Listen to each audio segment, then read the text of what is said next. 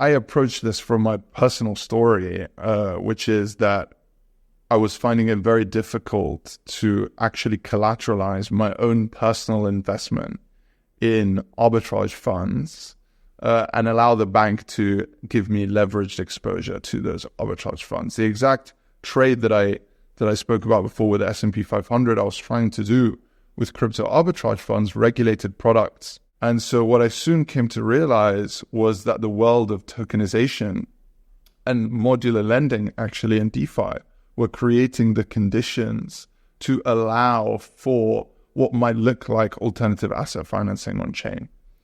And this is where 3F comes in, because what Sonya and I are building is a product to address this market. We're effectively allowing users to get leveraged exposure and therefore financing on alternative assets like crypto arbitrage vehicles and other alternative yielding products in one go, right? They get that exposure in one go. They get that financing in one go.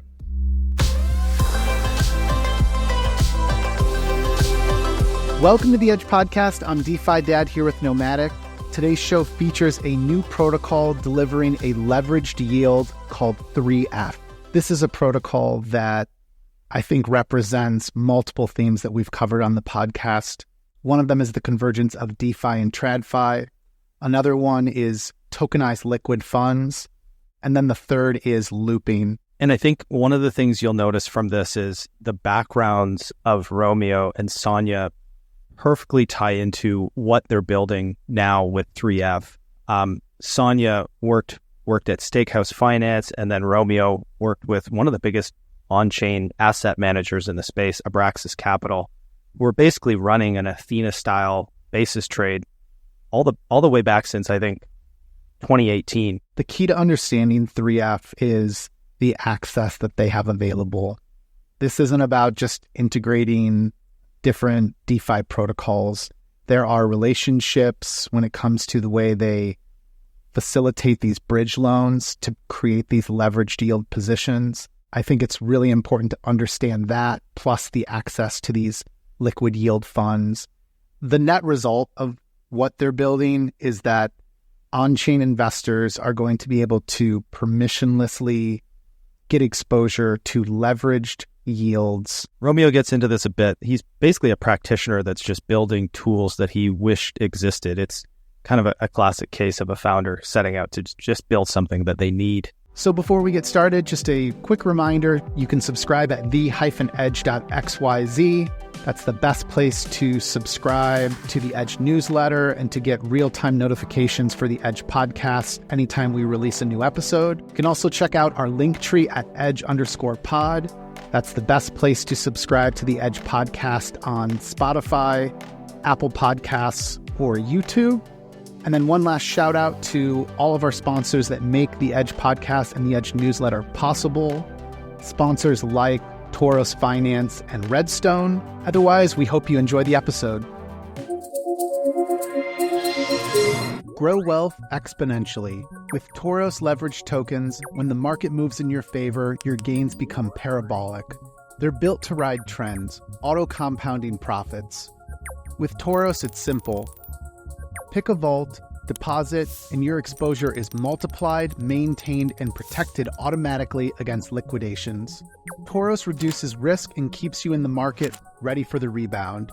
When markets dip, the vaults auto-adjust, softening losses and preserving your position. Just pick a token to multiply your returns. TOROS Finance, exponential gains with leveraged tokens. To learn more, go to toros.finance. REDSTONE is building the Oracle backbone to unlock real-world finance on-chain and next-gen DeFi. With modular gas-efficient feeds across over 110 chains, trusted by 170 clients, supporting over 1,300 assets, from value-accruing stablecoins, liquid staking and restaking tokens, to treasuries, private credit, and commodity tokens, REDSTONE delivers accurate real-time data where it matters most. The biggest platforms and protocols in DeFi today choose REDSTONE oracles, such as Athena, Securitize, BlackRock Biddle, Pendle, Spark, and Maple Finance. If you're building the future of finance on-chain, you need REDSTONE's leading modular blockchain Oracle layer. To learn more, go to redstone.finance, and thanks to REDSTONE for supporting us here at the Edge Podcast and Edge Newsletter. Banks use your money to line the pockets of shareholders. Meanwhile, Solstice uses the same yield strategies to line your pockets. Introducing Yield Vault, Solana's best yield. A live delta neutral strategy with positive returns month over month for 3 years. Built for internet capital markets and powered by the stablecoin USX. To learn more, go to solstice.finance. Neutral is the next generation of crypto-native yield. Their synthetic dollar NUSD taps into OTC arbitrage, funding rate inefficiencies, and delta-neutral strategies to deliver premium, stable returns without taking market direction risk. Neutral is currently live in private beta and will be opening for public deposits soon. Learn more at neutral.fi. All right, let's introduce Sonya and Romeo, co-founders of 3F. Guys, welcome to the Edge Podcast. How are you doing?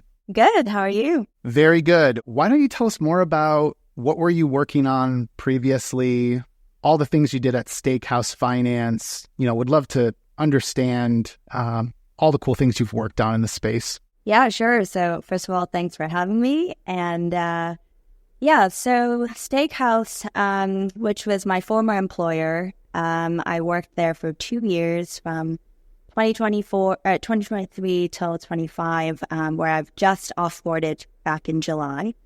And Steakhouse, a little bit about it, it began as a DAO advisory. It spun out of MakerDAO. It was the first group to start to think about allocating Maker balance sheet, now Sky, to RWAs. And they were real leaders in envisioning, DeFi convergence with TradFi.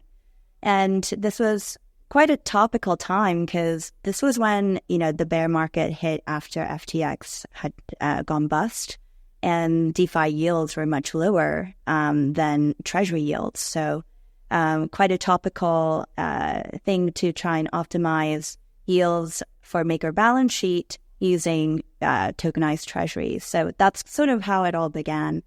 But around the beginning of last year, Steakhouse pivoted from being a DAO advisory to MakerDAO and LidoDAO, and decided to expand its core competence by rolling out products. And our first product happened to be the Morpho Vaults. We were the first curator to partner up with Morpho to provide over-collateralized lending vaults to DeFi users. And, 18 months later, we're proud to say that, the TVL on Steakhouse Morpho Vaults collectively have exceeded 1.5 billion in TVL. Do you have any lessons to take away from the success of Steakhouse? Because there are other curators in the space. There's others that are competing with the products that Steakhouse offers. They seem to be a standout. What are your thoughts? So Steakhouse as an organization has tended to be more conservative. I think the lesson for all of us, if you've spent enough time in DeFi, is you win by surviving. And the first product that we rolled out was the Steakhouse USDC Vault, which is now the top vault on Morpho. It's got just under 500 million TVL. And the product was very simple. USDC lenders lend against BTC or ETH derivatives as collateral, and that's it. It's what we might be able to call the closest thing to base rate in DeFi. And we started very conservatively and very vanilla, and it was just an easy product for people to be able to understand. And from there, we built up the risk curve. As investment products get more sophisticated, it just becomes a little bit harder and harder to sell to a big addressable market. So I think the success of Steakhouse really has to do with the fact that we started with a very simple product that all of DeFi could really understand very easily. Yeah, and something that I noticed was Steakhouse just, I think, created a pretty sterling reputation.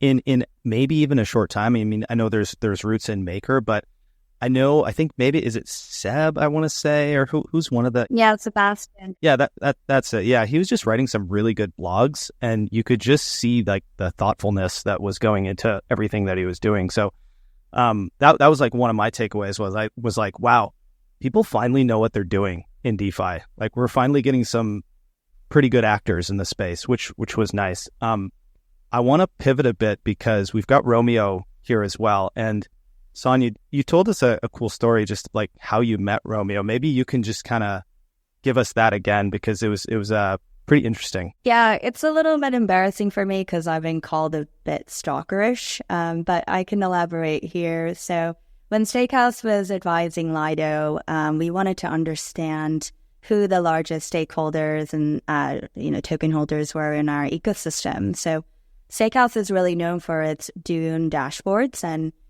we ran a Dune query to understand the largest token holders of Lido staked ETH.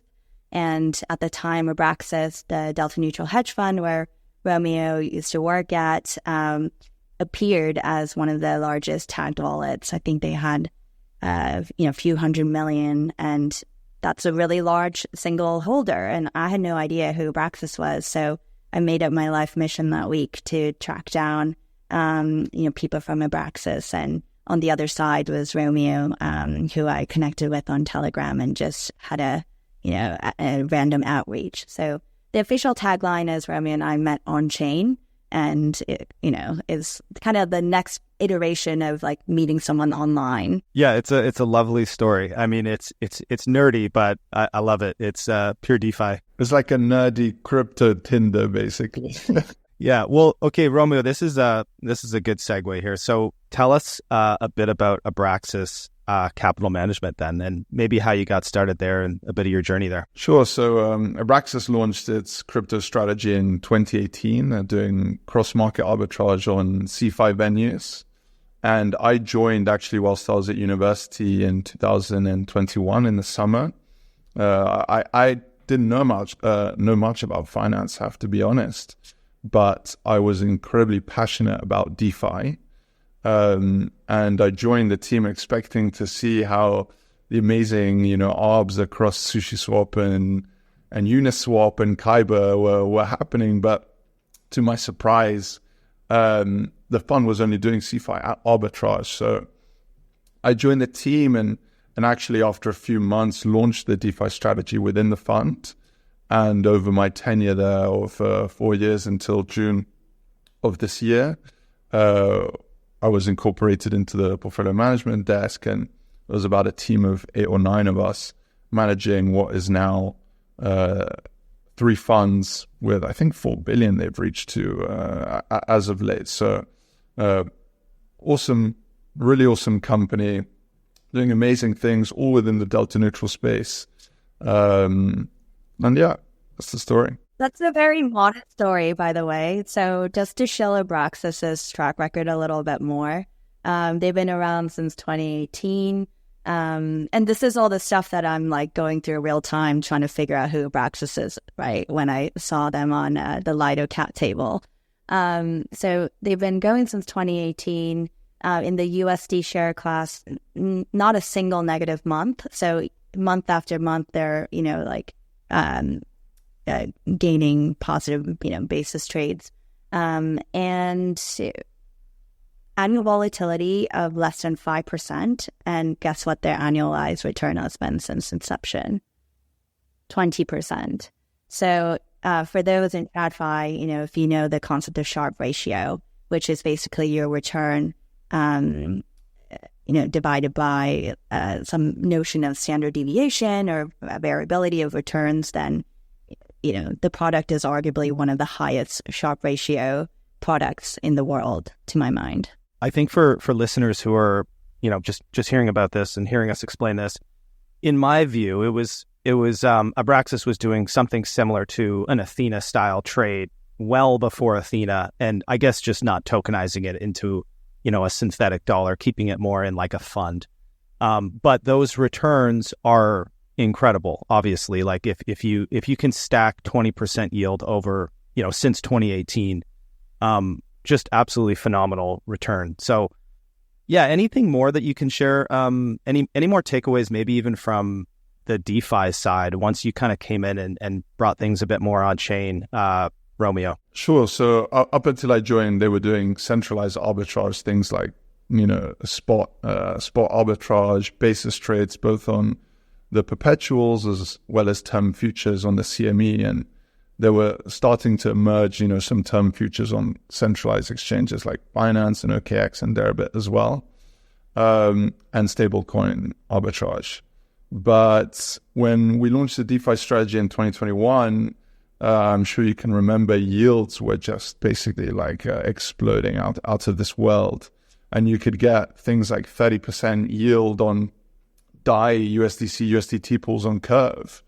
And so the operation at a time was just yield farming effectively, right? And leverage yield farming. So we would deploy some capital on the main chains at the time, collect this yield and immediately hedge out the farming rewards. Nowadays, actually, those yields unfortunately don't exist anymore. It's a little bit harder to make 30% on the 3 pool. Well, you just can't. But DeFi has become so much more liquid in certain ways that now the really interesting sort of arbitrage that you can do is not on the price of the asset per se, but on the interest rate. So you can borrow incredibly cheaply with really a lot of size on decentralized finance, places like Spark, places like Aave, places like Morpho. And you can deploy that cash in high-yielding strategies on centralized venues. And what this does is essentially provide a very low-risk, high-reward opportunity that a lot of these delta-neutral arbitrage funds are exploiting. And they're very sophisticated in their strategies. They have strong algorithms operating 24/7, team globally. So you can really optimize your portfolio in a way that is slightly, not slightly, substantially more agile and yes, optimized rather than a one sort of trade vehicle, which is that of, something like Athena or a Resolve. Romeo or Sonya, what's your view on the appetite for institutional capital, serious capital, however you want to define that, coming on chain? We have BlackRock now with funds deployed on Ethereum. We've got, major fintech players like Robinhood that are going to be launching an Ethereum L2. There's lots of money on chain, especially when it comes to stable coins and other RWAs. But what else are they looking for in order to deploy more capital on chain? Well, in my previous life, I was a fund manager, so I had some context from my fund manager friends. Actually, even in crypto, if you're, I believe, over 150 million in AUM in the US, you need to register with the SEC. And historically, the lack of regulatory certainty around, an institutional interaction with DeFi and on-chain activities had really curbed any material activity by, these funds who possess large amounts of capital. So I think with the current administration allowing, more regulation to be discussed and giving more guidance on how these things might be viewed, there is now, from what I hear, a greater appetite for these institutions to touch chain. And I think that's, really meaningful if you think that U.S. has historically had, the biggest amounts of capital. The likes of Abraxas had the benefit of being outside the U.S. jurisdiction. So it's not an exaggeration to say that U.S. had been, kind of like cut off from being able to touch chain when it comes to DeFi especially. So I think, I'm very hopeful that this trend continues. Of course, we don't really know what would happen under a new administration in 3 years' time, but I'm hopeful that this is kind of like the start of a structural trend, and more and more institutional capital will start to underwrite these opportunities, whether it be higher yields or lower cost of funding on chain. Romeo, given your experience at Abraxas, you know how important or how popular looping is in DeFi. Talk to us about the state of looping in DeFi versus whatever equivalents we have in TradFi. Well, in DeFi, the most famous looping trade is, looping the synthetic denomination of some asset with the underlying and essentially going leveraged long that underlying whilst borrowing. So going leveraged long the synthetic asset whilst borrowing the underlying. So the perfect example of this is staked ETH against ETH. And this is a trade that is done in hundreds of millions of dollars across all the lending markets. So users collateralize staked ETH on a lending market, borrow ETH, and then reinvest it in staked ETH. And whatever the difference in the staked ETH yield and the borrow rate is essentially the spread that you're pocketing in. And with each increase in leverage, you increase your effective yield, right? And another example of this that's become very famous over the last, let's say, 12 months is with the Athena PTs. You can fix a yield of an asset on on Pendle, and collateralize that in a lending market and borrow cash, let's say if it's Athena, and then reinvest it in the PT. With crypto, since everything is atomic, you actually have the luxury of using a flash loan. If you're sophisticated enough, you can code a bot and essentially draw a flash loan, which allows you to build the position in one go. Otherwise, you have to do what I do, or maybe what you do as well, Sonya, which is buy the asset, collateralize it, borrow, buy the asset again. If we're doing staked ETH and ETH as an example, stake it in ETH and then collateralize it, borrow ETH, stake it again, and collateralize it. This takes a lot of time, but because crypto assets are atomic, this works very well. In the real world, you can essentially do this because what we're talking about is just going leveraged long and underlying. And you can maybe buy an instrument. Let's say you want to buy the S&P 500 at the bank. Your bank allows you to do this looping trade, but you do it in one go. You ask the bank, can I have a 3x exposure on the S&P 500? And they extend you this flash loan internally in the bank, and you buy it, and they just immediately collateralize that position.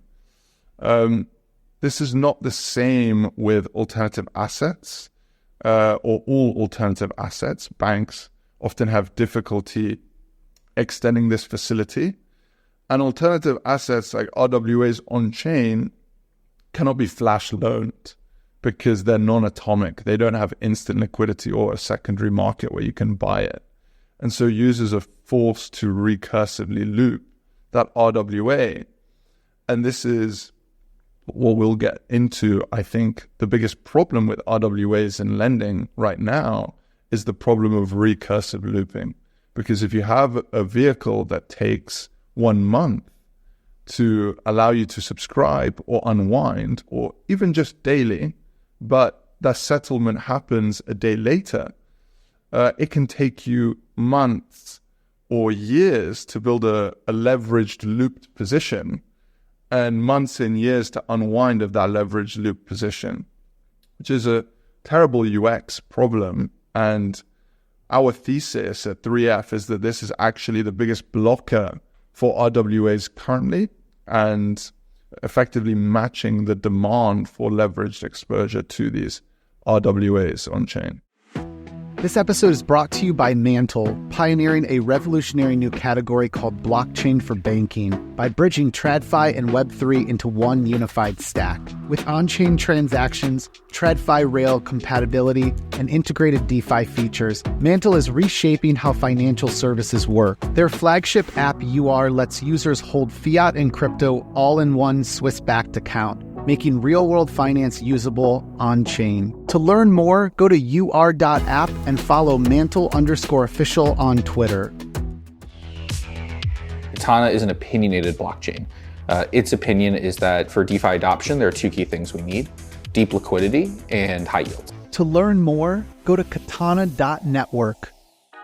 As a DeFi investor, I turn to Maple for permissionless institutional quality yield in a single liquid asset backed by over-collateralized loans. Maple's Syrup USDC and Syrup USDT are now supported as collateral for enhanced yields on major DeFi liquidity hubs such as Pendle, Fluid, Camino, Jupiter, Morpho, and soon Aave. To learn more about Maple, go to maple.finance. Maybe we just get into a bit more about 3F then. We've sort of set up some of the problems, and we've talked about kind of the two different worlds that you're coming from. So maybe one of you, maybe Sonya or Romeo, just explain even kind of deeper why there's a need for something like 3F in the market, and really what it is that you're building. I approach this from my personal story, which is that I was finding it very difficult to actually collateralize my own personal investment in arbitrage funds and allow the bank to give me leveraged exposure to those arbitrage funds. The exact trade that I spoke about before with the S&P 500, I was trying to do with crypto arbitrage funds, regulated products, like my former fund that I was working at. But it was impossible to get these banks to extend you this facility. And they would come back with responses like, Romeo, I'm really sorry. We don't understand crypto. Crypto is volatile. It doesn't matter that these funds have all of this amazing track record and, almost never lose or never lose. We all know what happens when you have all of this performance. Basically, you're in for one, which if you actually dive deeply into the nature of the collateral itself, are all responses that don't make sense.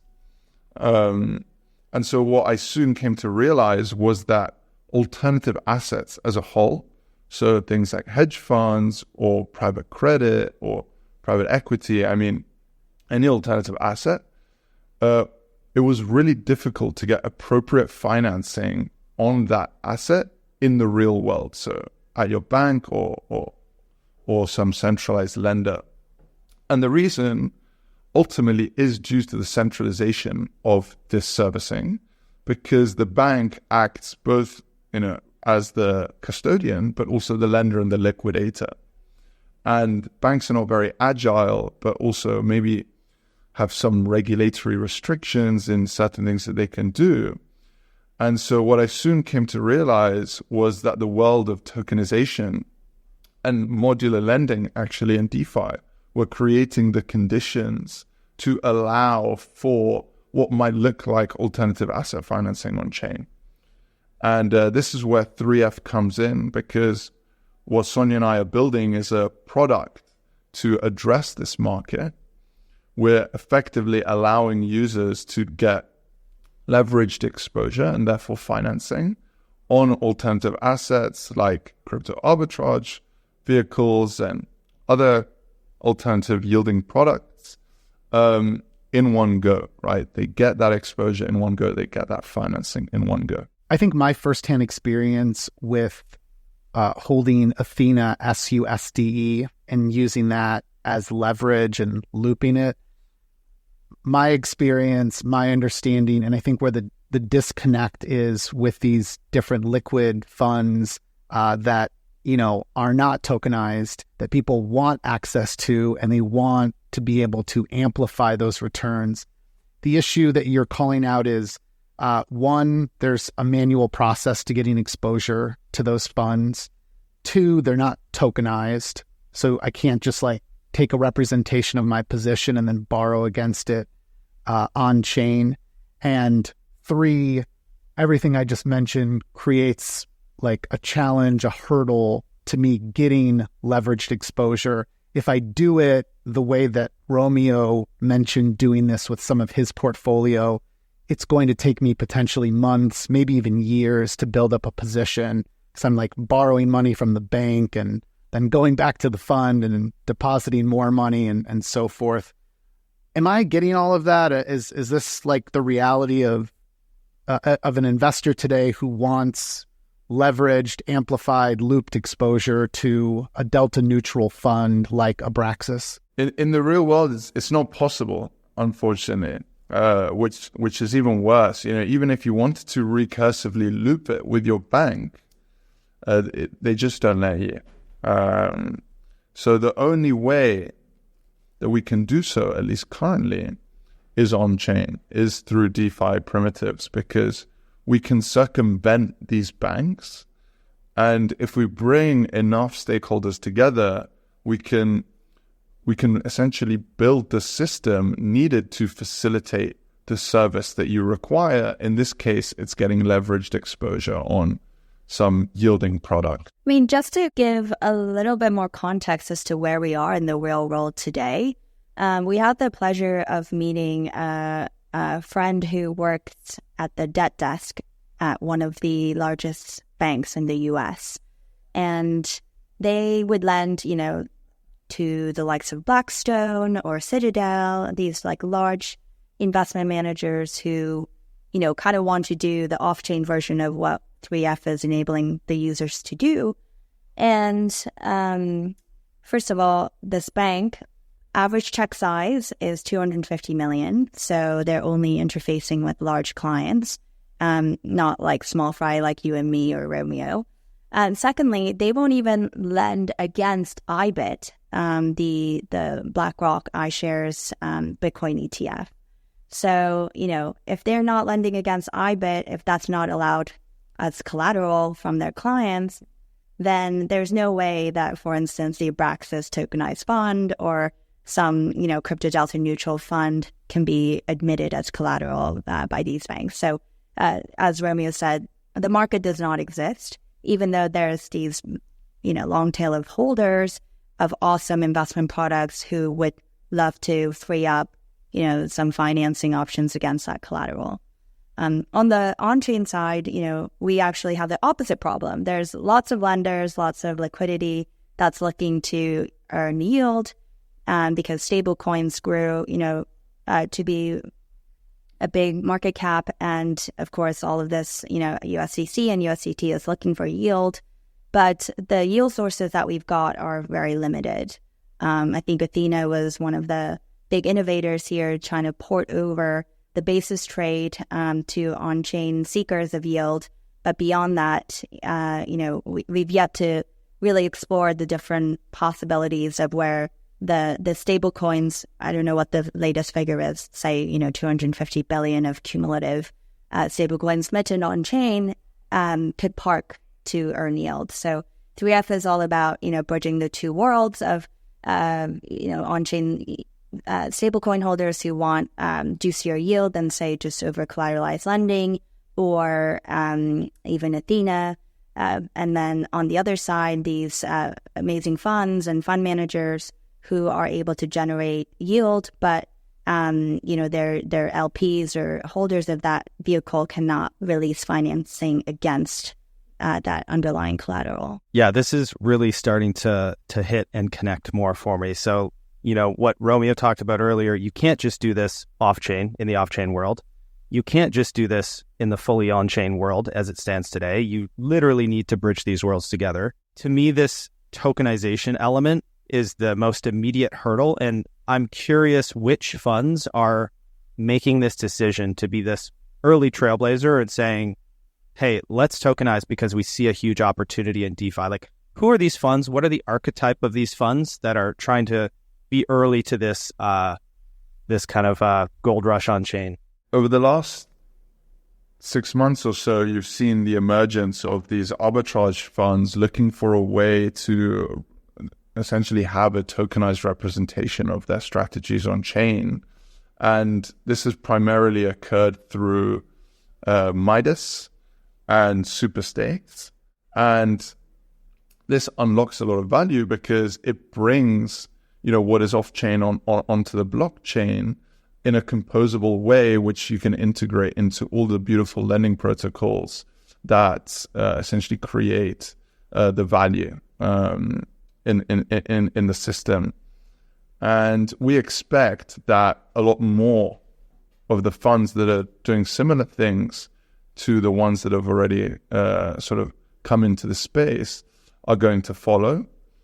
And I estimate that in the next 12 to 18 months, you will see every arbitrage fund in crypto that is open to investors tokenize in some way and come on chain.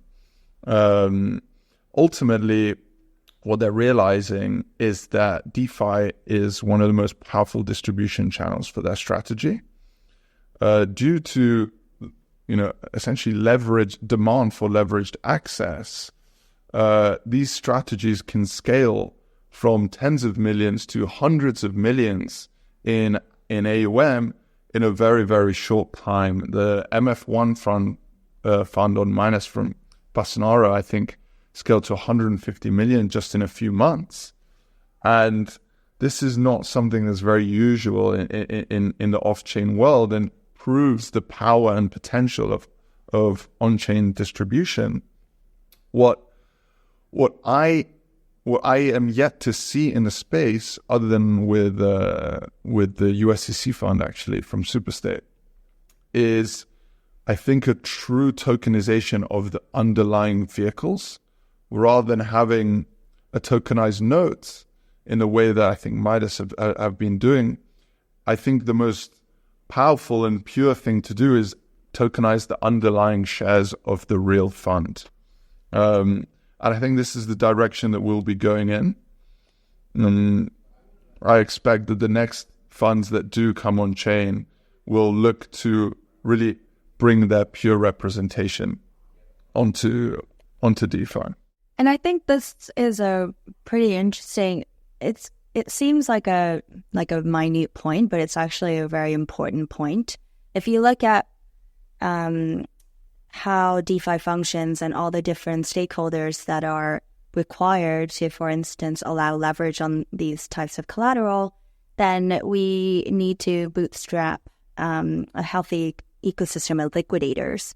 And if you're a liquidator trying to liquidate someone's levered position against these types of collateral, then you definitely want property rights and legal recourse on the underlying. And in that sense, I believe that the likes of Superstate have done a really good job tokenizing the actual underlying security rather than using some other methods to allow the yields to be ported over to on-chain.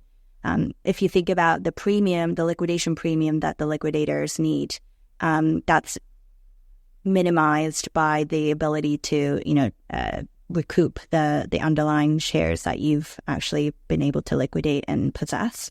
So, we've been very impressed, for instance, by the Superstate guys who've not only been able to tokenize the underlying shares in a neat way, but through the USCC crypto carry fund, they've negotiated with the fund admin to allow for T+1 settlement. So it's not quite atomic, but it's a fund that allows for T+1 redemptions, which for crypto, the ability to mint and redeem as quickly as possible is so important. So from a fund mechanics perspective, we've been very impressed by what they've been able to achieve. Let's walk through an example using Superstate, that one tokenized fund that we've been talking about. Maybe tell us the yield on that fund, and then can you just take us through how this would work with 3F, kind of a step-by-step process, what actually happens, just to make sure listeners understand what the end output of 3F's product is here and what it can do for these. Basically, they sound like allies to you, the Superstates of the world. So the yield on the USCC fund is varied in time. They do a trade which is really popular in centralized arbitrage. They go short the CME term future and they buy the spot at the same time, locking in the premium at which the CME future trades at, which is what we call the basis. And you wait until the end of the month where the term future is priced basically in line with the spot, and then you close the position and you realize that premium over the month. And this yields between like 8 and 20%, depending on the coin and the day at which you look at it. And you can essentially keep on doing this month after month after month after month. Of course, sometimes it's not very useful to do this trade because maybe the implied rate is something like 4% or 5%. And at that point, you just put your money in T-bills. But I'm pretty sure that they do that. So from the 3F standpoint, the way in which we would look to integrate funds or assets of this kind would be by essentially integrating it into our vault and allowing our users to, at their discretion, choose with what leverage get access to that underlying yield product. And what happens is that they deposit some principal into the vault, all done on chain, all done, all done on the blockchain. And we build a leverage position in that underlying for them, where at the end of the process, the user, with one click, now has leveraged exposure. And if they'd like to unwind it, it's just the same process in reverse. They indicate how much they'd like to unwind, and we unwind it all for them. The beauty in what we do at 3F is that we don't recursively loop, because, as Sonya said, with Superstay, it's a T+1 settlement. It would take us, 30 days to get to something like 5 times leverage. And no one wants to wait 30 days to enter the position or 30 days to unwind the position. It's a really illiquid trade and not very profitable for the amount of commitment and time that it takes. So we've designed this facility all on chain to essentially allow for this pool of institutions to extend bridge financing all through our platform, which we invest alongside the principal of the user and build the end position in one go. As soon as we receive the tokenized representation of our subscription, we immediately collateralize it in a DeFi lending market like Morpho or Aave. We borrow stable coins and we repay that bridge facility. And because this happens all on chain, it's incredibly transparent and visible and allows for all of these stakeholders, the user of our platform, the institutions extending this bridge facility, the lenders in the Morpho market, the underlying yield product issuers themselves, all to have visibility and therefore verify, not trust, that this system operates in the way that it does. And what we've done is now create a channel for immediate leveraged access, which is really powerful. Just to touch on this, neat mechanic that 3F is incorporating, the on-chain, the prime brokers who are providing this bridge loan. I really like this design because, for the longest time we've imagined DeFi copying TradFi, but this mechanic is actually originated from DeFi, which is a flash loan, right? We have the ability to borrow and repay intra-block, but with RWAs, we have now longer duration assets that are needing to tap into this sort of flash loan. So imagine if a flash loan was not intra-block, but it was rather, 2 weeks or 3 weeks to be able to allow the user to, bridge the duration difference between on-chain and off-chain. River is building a chain abstraction stablecoin system that connects assets, liquidity, and yield across multiple chains. Season 3 is live. Earn River points by using SAT-USD in DeFi such as Pendle, PancakeSwap, and Uniswap. Stake River points to accumulate more or convert points to River tokens whenever you like. To learn more, go to river.inc. Hey folks, I want to tell you about our sponsor Gearbox, the protocol that reimagines on-chain lending. With Gearbox, you can access 10x credit across DeFi or lend for passive yields with single asset deposits and no impermanent loss. Users can access leverage to margin trade, stake, farm, and more. To learn more about Gearbox, go to gearbox.fi. Puffer Institutional delivers secure, high-yield Ethereum staking built for institutions with battle-tested security, granular access controls, and the ability to boost APY by securing multiple AVSs. Puffer gives institutions full control and optimized returns. Puffer is also behind the Unify-based rollup, aiming to transform Ethereum's future in a world where all L2s are working together. To learn more, go to institutional.puffer.fi. So the net result of depositing your money in 3F in the future, once the protocol is live, is I'm getting a tokenized representation of my holdings in these liquid funds. Sounds like multiple liquid funds would be involved.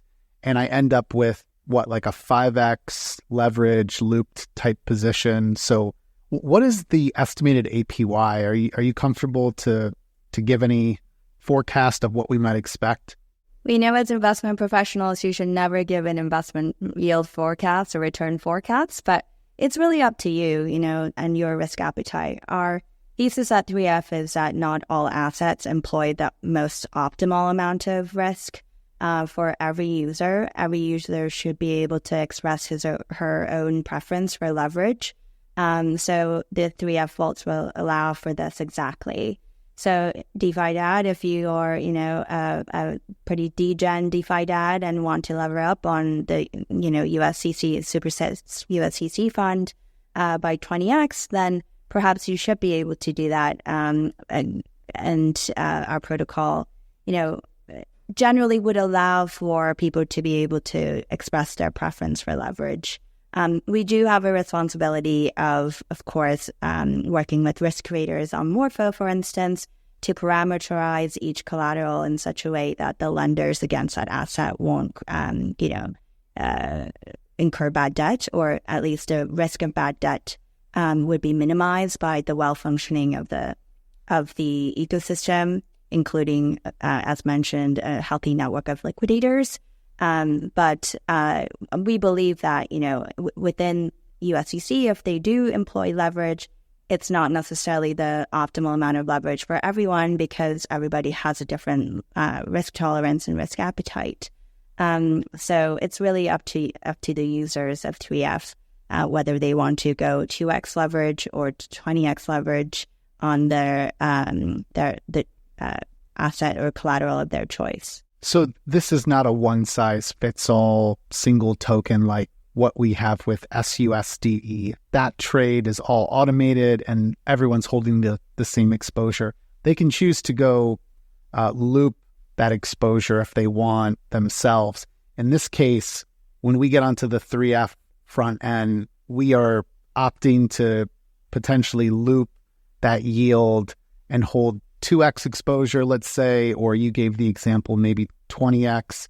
I mean, it's like perps for these liquid fund yields that are available. Yeah, precisely. If you go on Hyperliquid, you have the ability to dial up or dial down on your leverage preference. And we believe that the modular lending markets allow for this sort of trade, but on a variety of different collateral, not just tokens. Well, I would just like to note that this is not actually like a perpetual swap or something similar. You really are going leverage long the underlying in our system, so the spot effectively. Just like on Binance, you can go margin long, Bitcoin or ETH or something like this.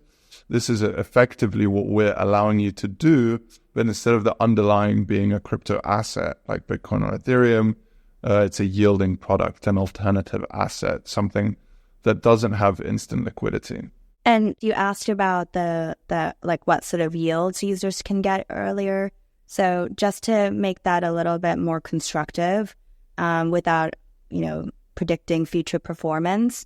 Let's say you have an investment product which yields 15%, like a crypto arbitrage fund, and you're longing that asset and collateralizing through our 3F protocol. And let's say the borrow rate against that collateral is 7%. So you've got 8% spread to play with.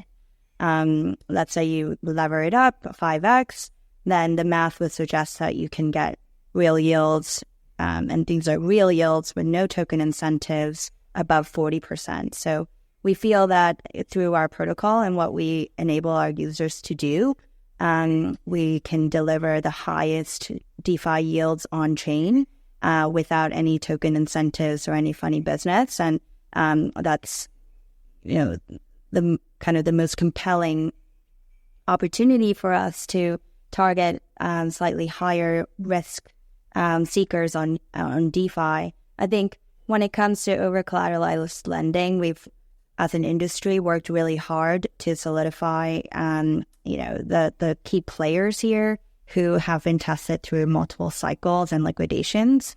So, the likes of Aave, Euler, Morpho come to mind. But now the question is, now what? What more can we do? The way I think about it is, on the risk spectrum, we've already dominated as an industry senior tranche, senior yields that are dependable, that are low risk, but still very compelling for savers or holders of stable coins. But as we go down the capital structure or go up the risk curve, there is not really any representative asset or representative protocol that delivers those types of jazzier yields. And this is where I personally see 3F innovating on.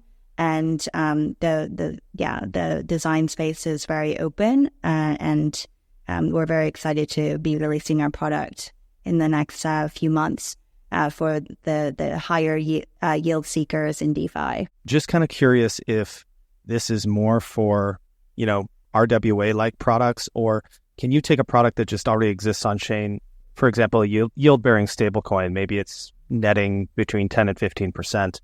Is that something that people could come and use 3F for as well? Yeah, absolutely. I think one of the interesting things as we look forward, like beyond crypto arbitrage funds or, like alternative credit funds or assets, like what can we bring on chain and allow users to get leverage exposure on?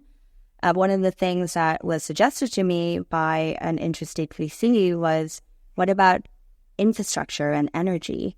Infrastructure and energy in the TradFi world are assets that can take on a lot of leverage because they have a very ideal, high cash generative, low volatility profile.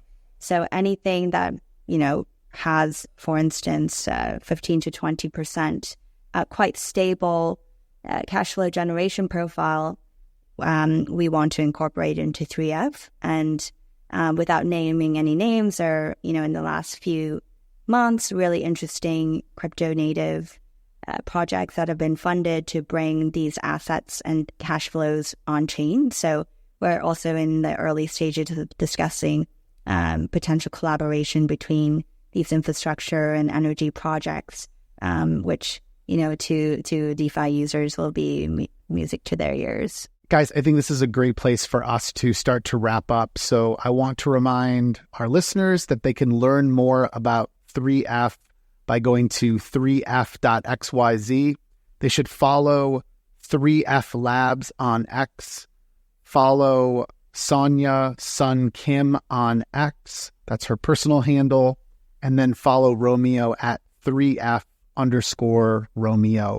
Thank you both for coming on. Before you go, any ETA on when this might be live and any other final word for us? Yeah, we're busy building this infrastructure for future users. So keep an eye out for a Q1 launch. Yeah, thank you so much for having me, guys. It was a lot of fun. And I'm excited to continue this journey with all of us together. And DeFi Dad, there's a wait list that you can, enter your email address in. So, looking forward to having you guys as future users of our protocol too. Thanks everyone for tuning in. To stay up to date with future episodes, plus get expert tips, strategies, and exclusive content, subscribe to our free newsletter at the-edge.xyz.